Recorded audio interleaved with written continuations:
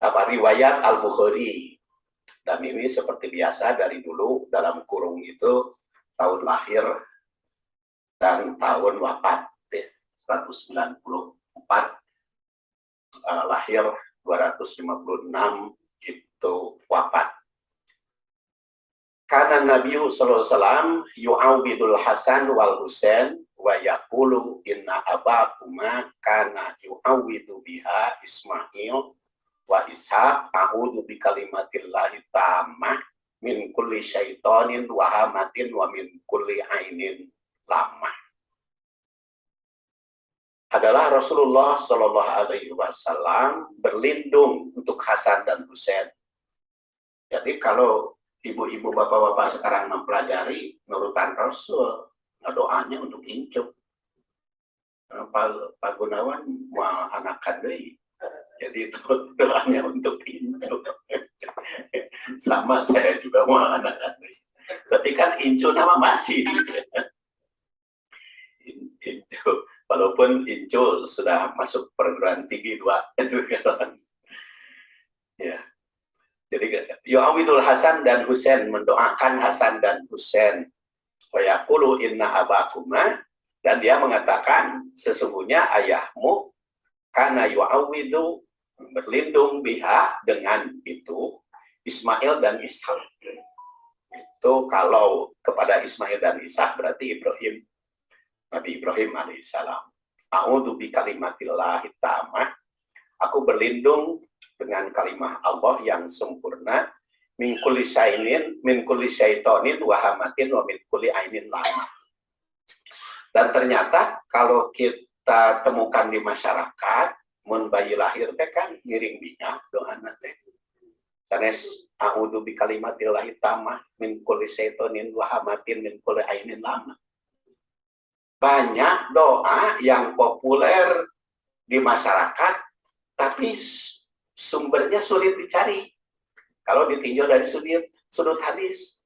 Contohnya mun saudara pengantenan, doanya apa? Semoga sakinah mawadah warahmah. Di mana itu dasarnya? Semoga sakinah mawadah warahmah. Apa Rasul suka mendoakan begitu? Padahal kan doanya barokallahu laka, mubarakah alaika wa jama'a bainakum fi khairin. Meninggal kan, semoga arwahnya diterima di sisi Tuhan. Memang gitu doanya. Sekarang ada khotib, usini wa iyakum. Di mana itu dasarnya usini wa iyakum? Ya logika dalilnya pan wasiat kepada saya heula. Tapi Rasul begitu enggak. Kita sebagai orang yang mempelajari hadis kan harus kritis gitu. Al-jarh wa ta'dil kan dalam ilmu hadis itu. Jadi kritis. Kalau yang mempelajari hadis ada nggak sumbernya? Mulai dari doa tadi.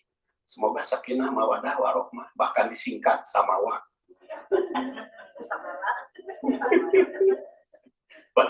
Padahal wa'ma kan huruf atap. Nah, jadi sama Pak. Jadi banyaklah. Jadi kalau di akta itu saya suka sering menyampaikan hal-hal yang itu walaupun ada yang ngambek. Kan bae ngambek oke. Paling ambekeun. Nggak masalah kan. Tapi ya kita kritis lah kalau belajar hadis itu. Kemudian itu tausik ya. Tausik itu apa? Yaitu keberadaan hadis gimana. Makanya lihat di dalam tausik ini perbandingan matan. Nah, ternyata matannya itu ada beberapa macam di sini bunyinya. Jadi tentu saja tidak akan saya bahas ke Nweda, sina dibaca ku sorangan dan jadi canak dibawa ke mana-mana apa, dibawa masing-masing. Cuman kalau kita perhatikan di sini ada a'udzu bi kalimatillahi tammah, nah ada juga redaksi-redaksi yang lain. Ya. Kemudian tak berikutnya, tak yang kedua tahrif. Jadi tak yang pertama tausik. Tausik itu adalah keberadaan hadis itu di mana? Ya matan si hadis itu di dalam kitab apa?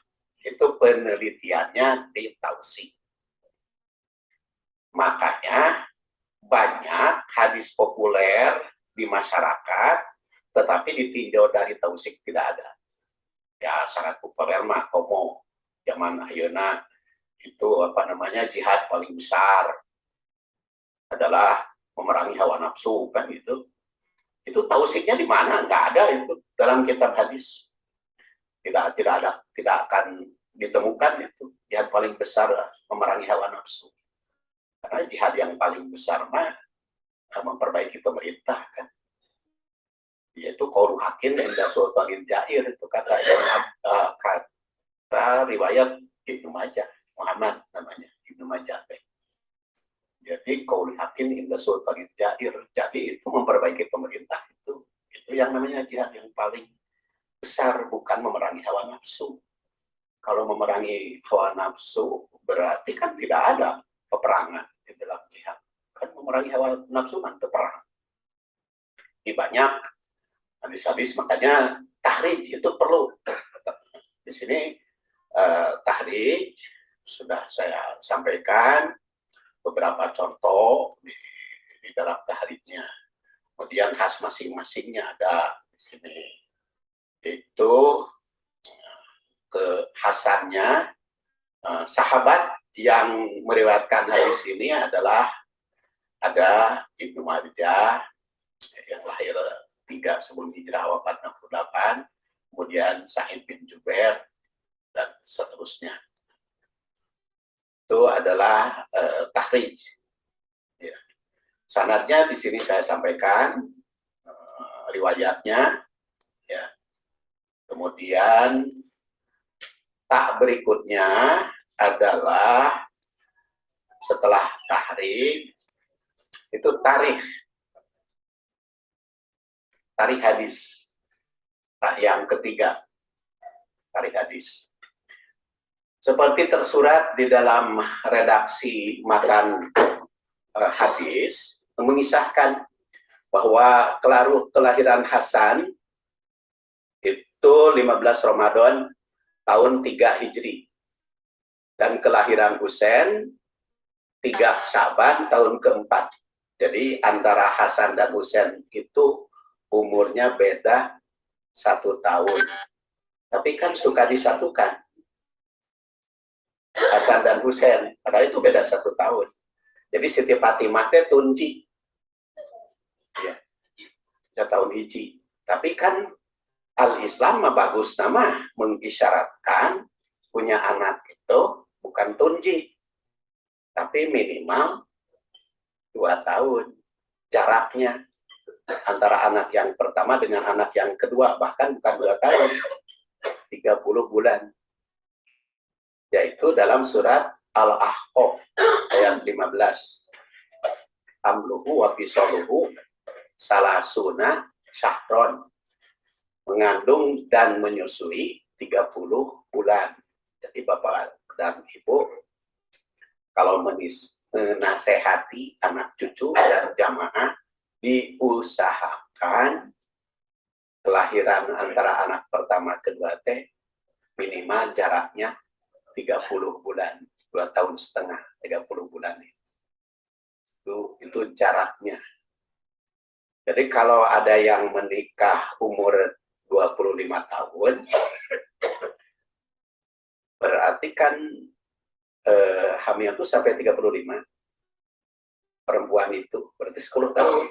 10 kali 12, 10 kali 12, 120 dibagi 30, berarti cuman anak 4. Jadi itu, kita bukan program KB, tapi program berdasar Quran dan hadis. Jadi kalau 35 berhenti, itu menurut penelitian para ahli. Diatur naon geus 35 ge hari hayang boga anak nama. Cuman riskan kan? Riskan. Makanya kalau nikah umur 25, itu teh sedang. Kenapa sedang? Anak umur 25 berarti kan punya kelahiran kan bayi ketika umur 25 tahun. Ketika kita berumur 65, berarti anak usia 40 kan? Jadi ketika 65, anak kita usia 40.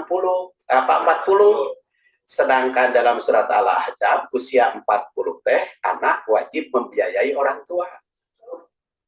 Jadi kita pensiun, anak membiayai orang tua. Dan itu jarang dibahas di pengajian. Jarang dibahas di pengajian. Iya, itu al-ahqaf. Bulan? Ya, tapi kalau di dalam anta wa maluka liwalidika, engkau dan hartamu milik orang tuamu, laki-laki dan perempuan. Cuman kalau perempuan mah izin suami. Bedanya kan gitu.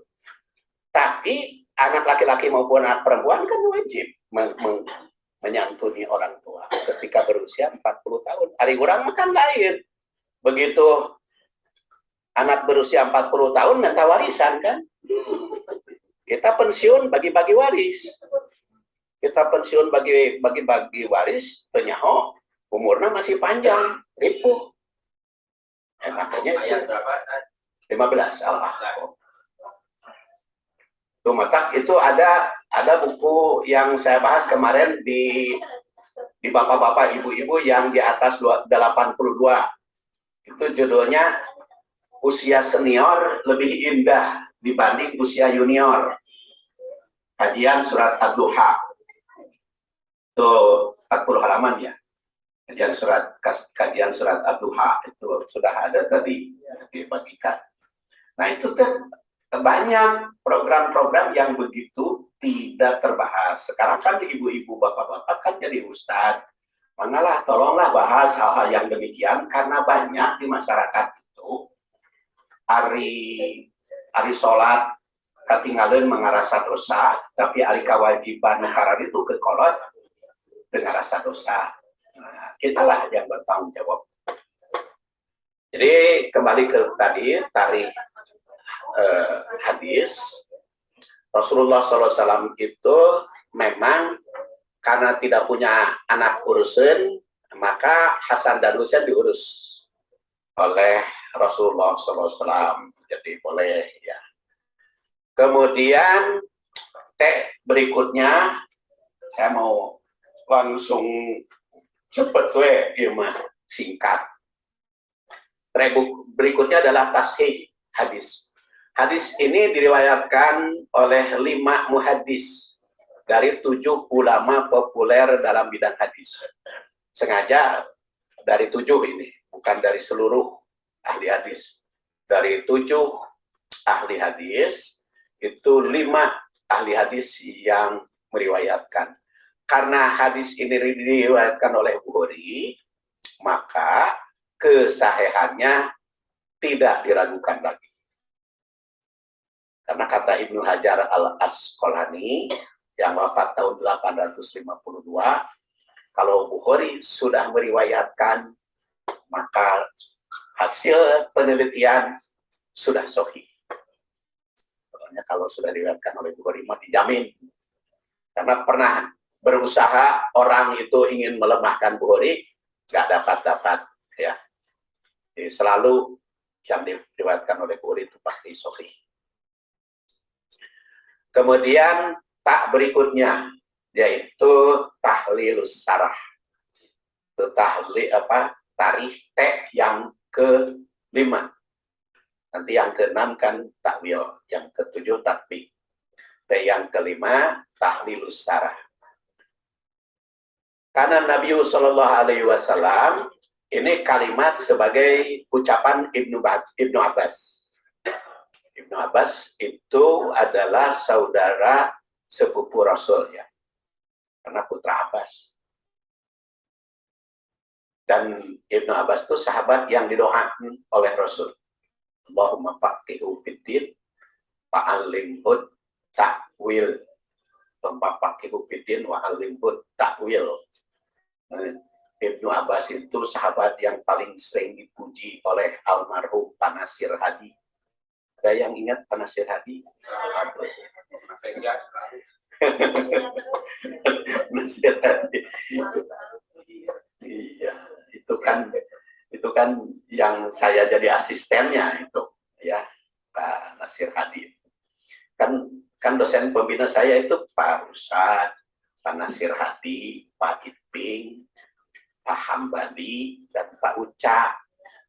Itu dosen pembimbing saya ketika mengajar tahun 86, 87, saya masih jadi asisten beliau. Dia yang jadi asisten beliau. Kebetulan yang membina saya itu persisnya Pak Nasir Hadi sama Pak Rusad. Muhammadiyahnya Pak Hambali, NU-nya Pak Uca, Pak Iping. Jadi NU persis Muhammadiyah yang membina saya itu. Jadi werek esuk kap persis yang tersinggung Pak Hambali. Rek ikut asuk ka Muhammadiyah yang tersinggung Pak Hambali. Jadi ke mana-mana. Iya, jadi ke mana-mana. Jadi alhamdulillah. Jadi karena ketika mau pergi umroh, kata Pak Rusad, hati-hati ya, bukan umroh haji ya, hati-hati itu, sa'i, deh, namun ges, toa pipadok deh, cek Pak Rusad, cek panare, cek Panasir Hadi, kade poho, itu dua-duanya persis. Cek Panasir Hadi kudu, sa'i, ada beda, cenah haji jeung umroh teh, dia dua-duanya persis. Cek iya entong, cek iya kudu. Untuk nama ijtihad sorangan. Dua-duanya persis juga berbeda-beda. Jadi itulah ya, ini sekarang ada aktivis persis. Jadi ngomong di persis juga sama, berbeda-beda ya. Pikihnya tetap berbeda-beda walaupun ayah Dewan Isma pangere perbedaan paham. Di Muhammadiyah juga sama, majelis tarjih ada. Ini perbedaan tetap ada. Di NU yang itu kan, jadi itu yang mengalami dibina oleh 3 kelompok ya. Mekona di mana?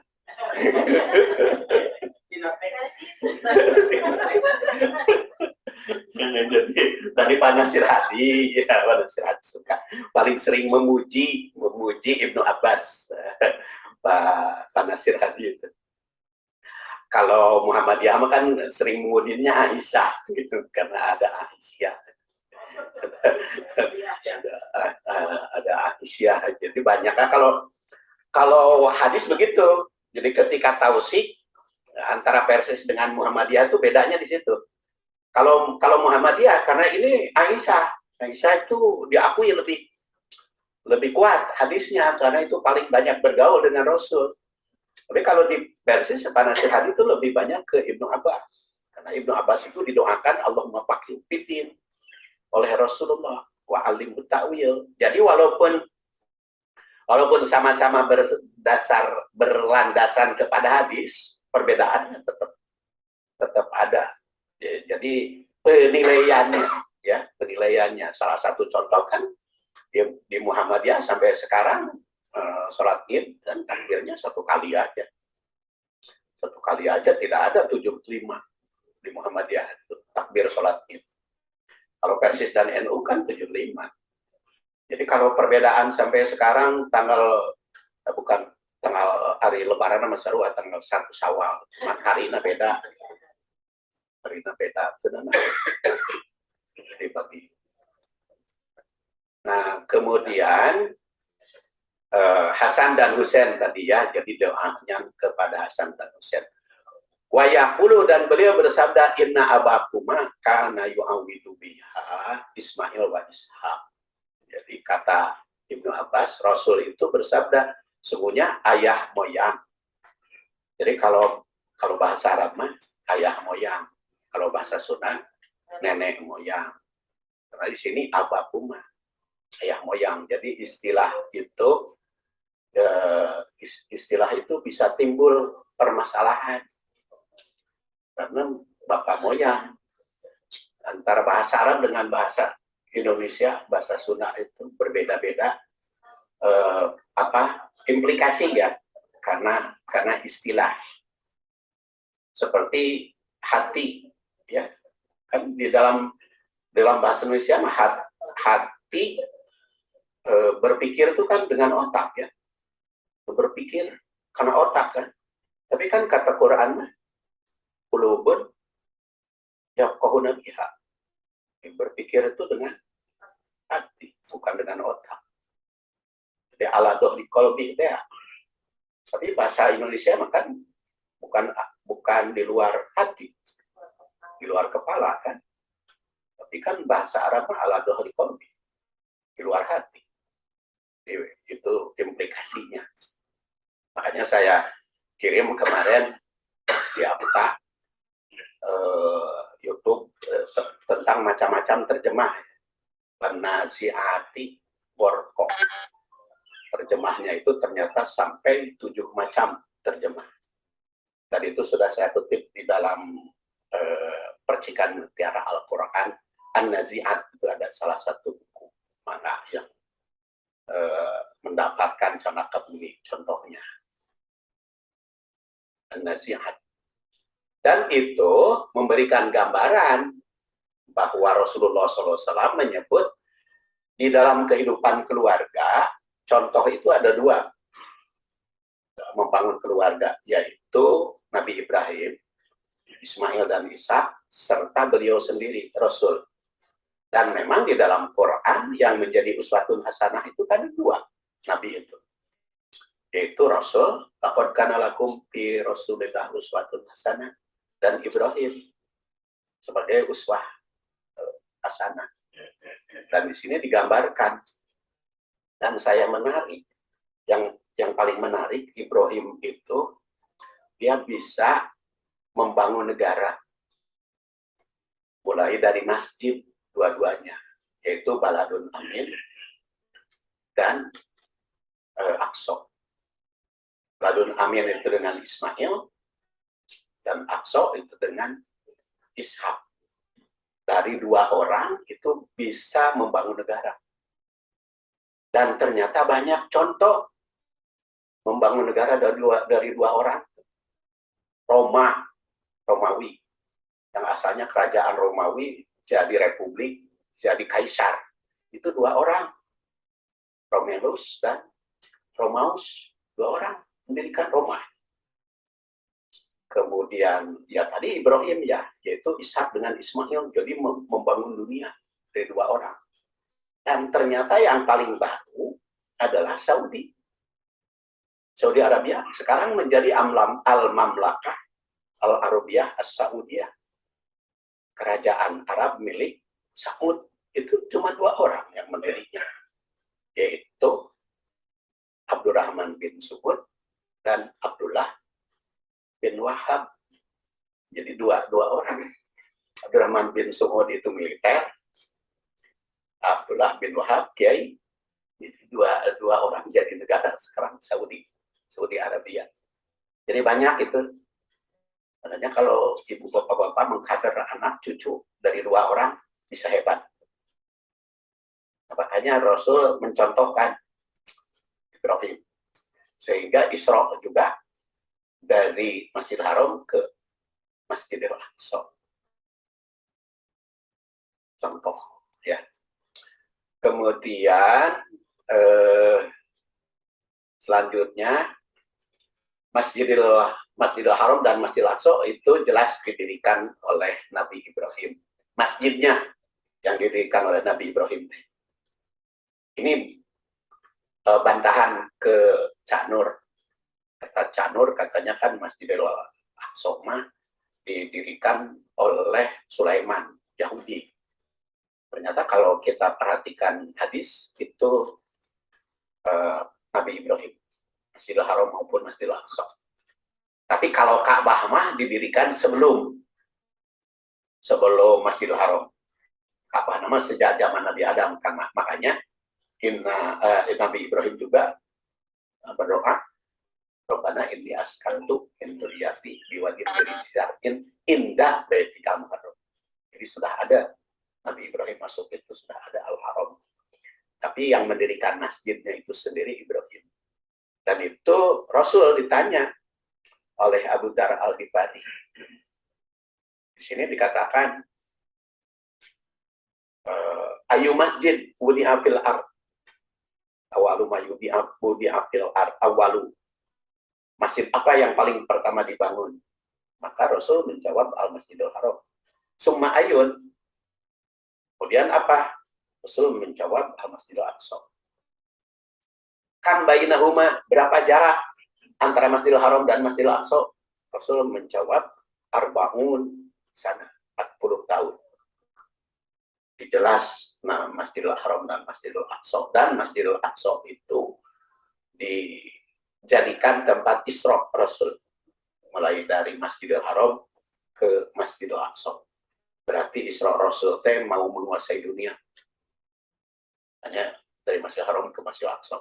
Karena apa? Karena kawasan timur dan barat. Ketika Rasulullah SAW berisra, dunia itu terbagi dua. Yaitu kerajaan Romawi yang didirikan 707 sebelum Masehi dan kerajaan Parsi. Dan oleh Rasul diinjak dua-duanya. Kerajaan Romawi Aqsa, kerajaan Parsi Masjidil Haram diinjak oleh Rasul. Makanya Isra'tek menguasai dunia.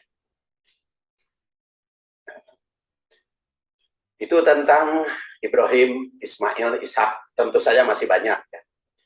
Saya juga sudah menerbitkan buku Membangun Keluarga Sakinah berdasar uswah Nabi Ibrahim. Kating di mana buku arsipna. Pokoknya sudah pernah terbit. jadi kan saya biasanya begitu, sisa-sisa buku ada yang datang ke sini sok bagikan gitu. Bagikan canak tuh di mana? A'udzu bi kalimatillahi tammah. Aku berlindung dengan kalimat Allah yang sempurna. Dan tentu saja kalimat Allah ini juga dipahami oleh Imam Ahmad yang wafat tahun 241. Maka kalimat Allah itu bukan makhluk. Karena tidak mungkin Rasul berlindung dengan makhluk. Di Quran kata beliau bukan makhluk. Namun itu jadi ada kholik, ada makhluk, ada bukan kholik, bukan makhluk. Itu Quran, itu kata Imam Ahmad. Berbeda-beda dengan naon kan kata ijtihad.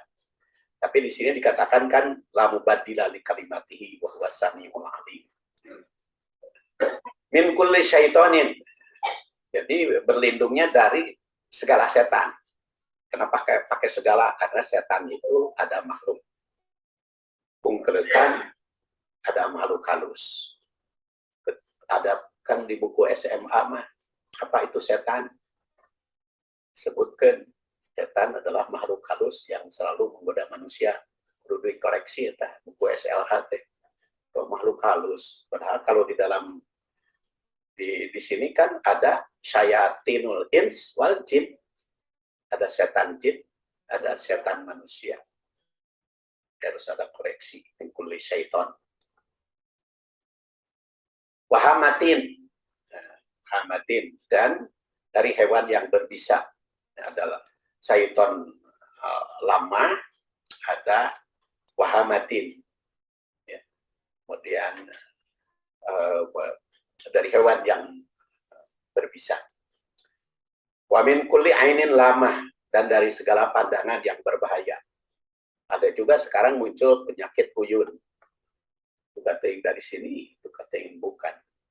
Ainin lama, jadi pandangan yang berbahaya. Nah, sekarang kita tak yang ke-6. Ringkasan mau dibahas sadayana. 1, Ibnu Abbas itu membimbing umat agar senantiasa meneladani Rasul dalam segala hal. Dan mencontoh pula keluarganya, termasuk cucunya Hasan dan Husain. Kedua, Rasul mengajarkan agar umatnya meneladani beliau dan juga ayah moyang yang soleh, yaitu Ibrahim, Ismail, Ishak. Yang lain tadi membangun negara.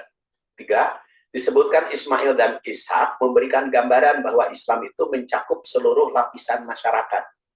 Ismail berkuasa di kawasan Mekah, dan Ishak berkuasa, kalau tadi timur, dan Ishak di kawasan Syam atau Aqsa, kawasan barat, yaitu menguasai dunia. Kemudian doa untuk bayi, a'udzu bikalimatillahi tammah min kulli syaitonin wa hammatin wa min kulli ainin lamah. 5. Doa bukan hanya dibacakan, tapi merupakan program yang harus dilaksanakan. Oleh karena itu, apa yang diminta mesti diterapkan dalam segala usaha. Jadi doa itu bukan hanya ritual, tapi itu program.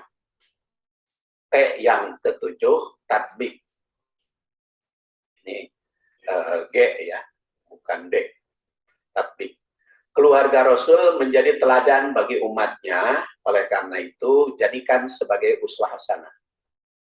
Di pelajaran dari Hasan dan Husain mesti diambil dalam mendidik anak menjadi kader penerus. Hasan dan Husain itu sebagai pemimpin sepeninggal Rasul, diakui kehebatannya oleh setiap lapisan masyarakat. Jadi jelas, selain Rasul sebagai pribadi yang menjadi teladan, keluarganya pun menjadi uswah hasanah. Dan itu ayatnya sudah hafal, karena lakum fi Rasulillah uswatun hasanah. Kedua, Nabi Ibrahim sebagai pemimpin seluruh umat di masanya. Kemudian punya kader Ismail dan Ishak. Dan ternyata dua kader ini bisa mewujudkan, bisa mengubah negara. Memberikan bimbingan agar setiap umat meniru keluarga Nabi Ibrahim. Kedua putra Ibrahim itu dikader dari masjid. Ismail dari Al-Haram, Al-Maki, dan Ishak dari Al-Aqsa. Semua itu memberikan gambaran agar setiap orang tua mengkader anaknya menjadi pemimpin. Nah, kemudian ayatnya jelas di sini.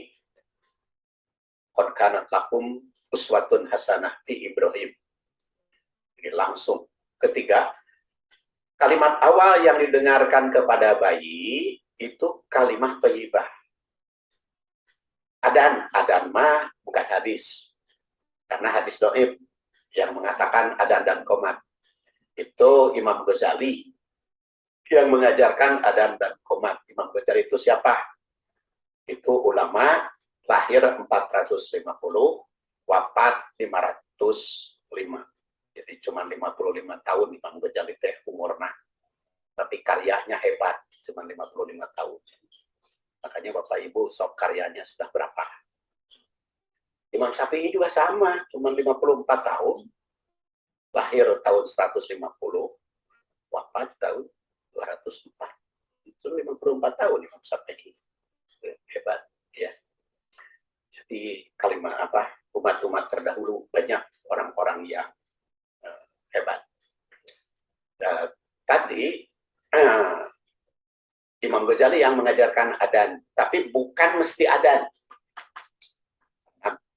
Kalau mesti adan madoib ya, yaitu hadis ini ya, adan al-Husain bin Ali hina walad Fatimah sholat. Di sini dhaif. Tapi ada hadis yang sahih.